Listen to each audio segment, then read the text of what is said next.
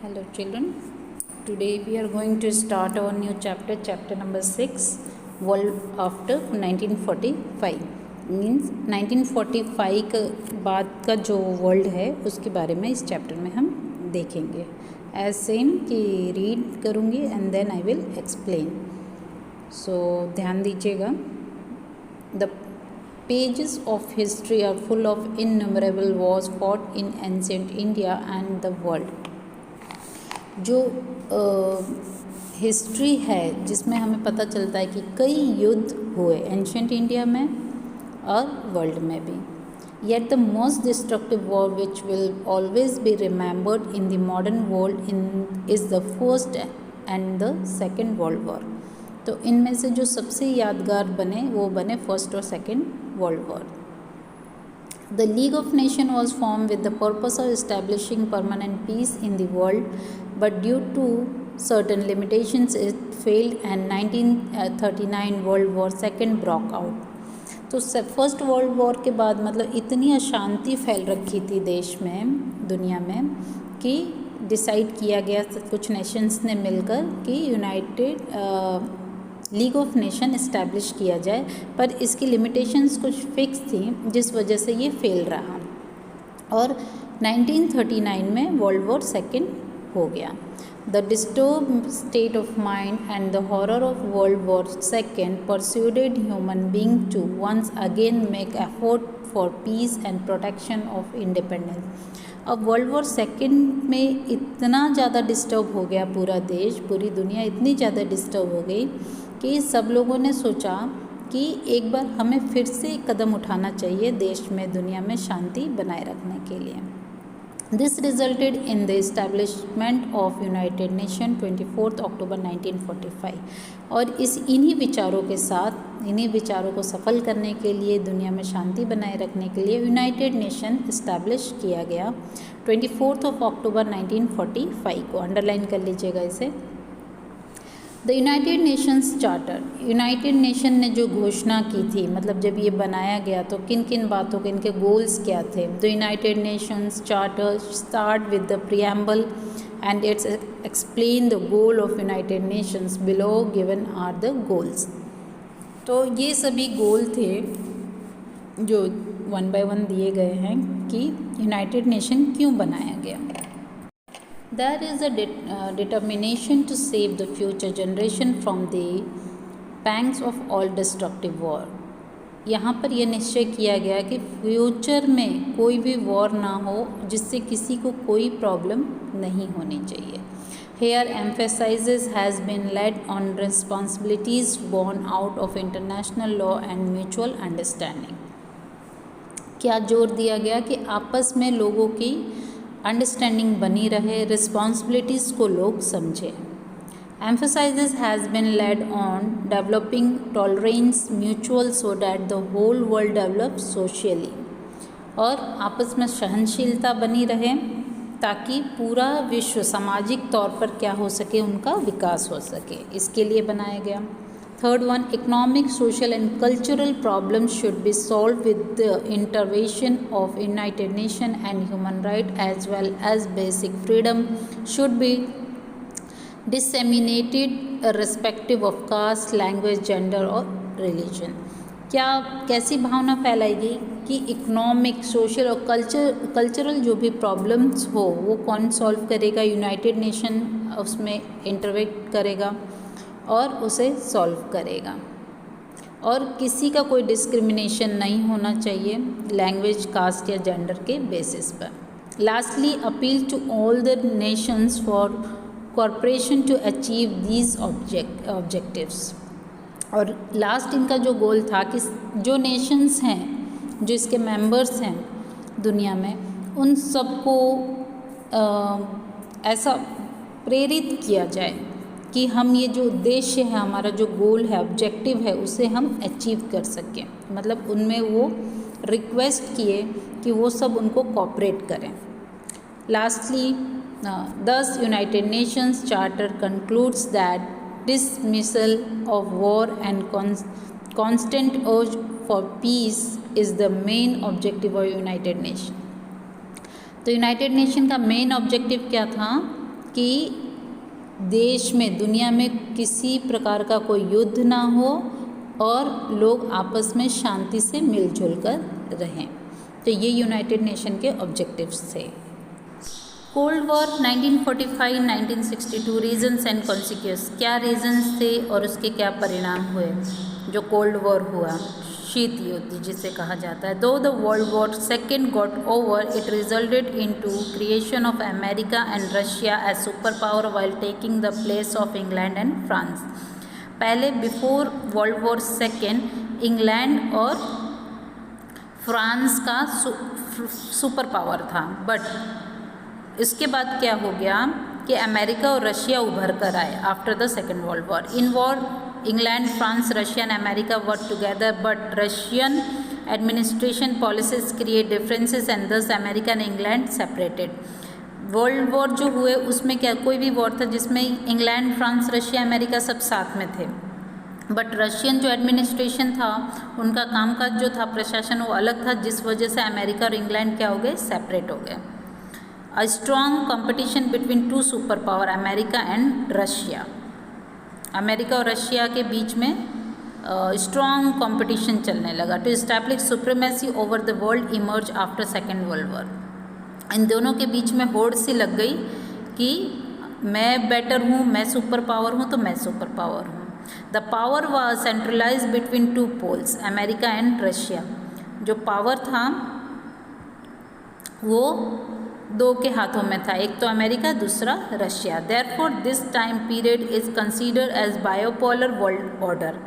ठीक है, कि ये जो टाइम पीरियड था बायोपोलर था। बायो मतलब दो लोगों के, अमेरिका और रशिया का एडमिनिस्ट्रेशन ऑर्डर सब कुछ फॉलो किया जा रहा था, मतलब उनका दबदबा था। Owing to extremely tense relations between two power blocks, this phase is known as Cold War phases. अब अंदर ही अंदर जो ये युद्ध चल रहे थे, जो मतभेद चल रहे थे, इसलिए इस पीरियड को क्या कोल्ड वॉर फेज दिया गया। At various incidents, both the superpower almost came into conflict with one another. कई ऐसे इंसिडेंट थे जिसमें दोनों सुपर पावर्स आपस में भिड़े। There was a basic change in relations among powerful nations of the world after the World War. America and the Soviet Union, who had once allied and fought against the Nazi Germany and the fascist Italy, emerged as leader of two rival power bloc and military power. There was a basic change in relation among powerful nations. Powerful nations जो थे जैसे कि Italy, Germany, इनके भी relations में काफ़ी differences देखने को मिले। After the world war America and Soviet Union, who had once allied and fought against the Nazi Germany and the fascist Italy, emerged to as leader of two rival powers. कौन? Soviet Union जो था, Germany के fascist के साथ जो भी उसके लड़ाई थे, ये उभर कर सामने आए। दस the cold war start between them, और इनके बीच में क्या होने लगा, नाजी के जो जर्मनी के जो नाजी थे और इटली के जो फासिस्ट थे, ये दो सामने भिड़े और कोल्ड वॉर स्टार्ट हो गया इन दोनों के बीच में। दो Britain and France also had emerged victorious, yet they lost the status of great power due to terrible ruinations.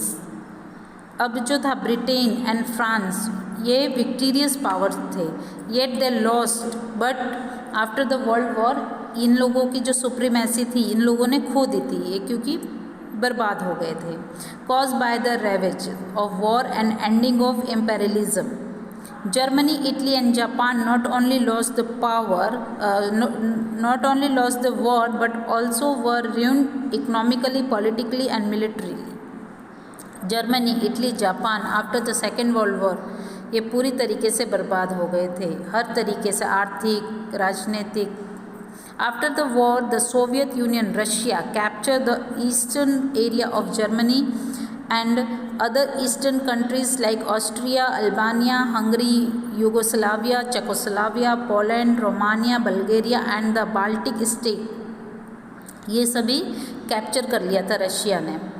Later on they gave away range of power to respective communist party of those countries. कुछ countries को उन्होंने power भी दे रखा था, किसके लिए? लगाम, taxes लेने के लिए। They did not to continue their superiority on these countries. इन कंट्रीज़ पर वो अपनी सुप्रियोरिटी नहीं दिखाना चाहते थे। During 1949 by conducting a nuclear test, the Soviet Union directly challenged the monopolistic nuclear power of America. Meanwhile, democratic system was gradually established in the Western European countries that were liberated by British and American forces. During 1949, by conducting a nuclear test, जब nuclear test किया गया, the Soviet Union directly challenged, Soviet union यानी Russia ने directly challenge किया nuclear power of America को। Meanwhile democratic system was gradually establish. Democratic system western European countries में क्या किया गया? डेमोक्रेटिक सिस्टम इस्टेब्लिश किया गया by British and American forces, इनके द्वारा। The world distributed among army groups. One of the most important aspects of the conflict of ideology was mutual distrust and sense of doubt on the intention of the rival groups. अब ये जो Wars हुए, जो झगड़े हो रहे थे, इसमें लोगों का आपस में एक दूसरे पे जो भरोसा था वो ख़त्म होता जा रहा था और एक दूसरे पे डाउट करना ये लोग स्टार्ट कर रहे थे। Owing to fear born out of mutual distrust and doubts both the power establish their own military bases. अब इन पावर्स के जो सुपर पावर्स थे, कौन? अमेरिका और रशिया, तो इनके बीच में भी अब भरोसा उठता जा रहा था। तो इन्होंने क्या किया? अपनी अपनी मिलिट्री स्टार्ट कर दी बनानी। Led and inspired by America, Western democratic countries on the North Atlantic Ocean established a military organization NATO.